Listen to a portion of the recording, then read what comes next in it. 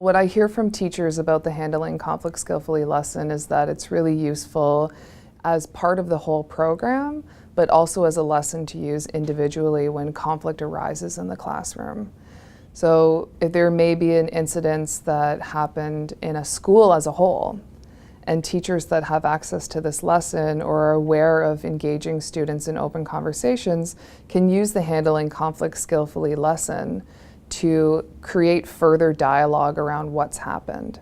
So let's say that there's an argument between two students and it's been going on for weeks and it's extremely disruptive. They can't seem to get past the argument despite other efforts done by teachers and parents and administration.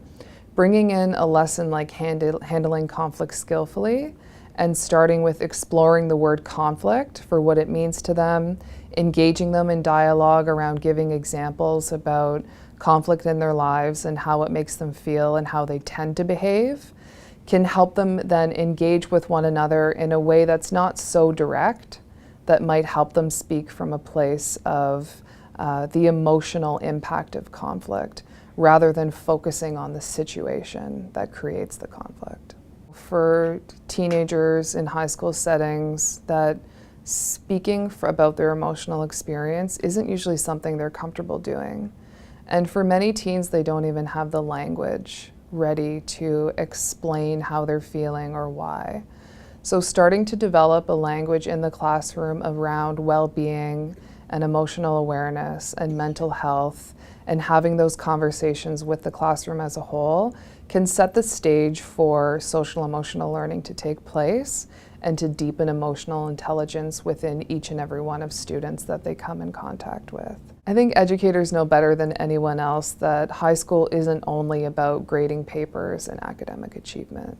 They're very aware of the emotional experience of their students, and a lot of educators get into this profession to engage with young minds and help them find their natural talents and abilities and help them along their way in their social and academic lives. So finding a way to bring social emotional learning into the classroom in a very explicit way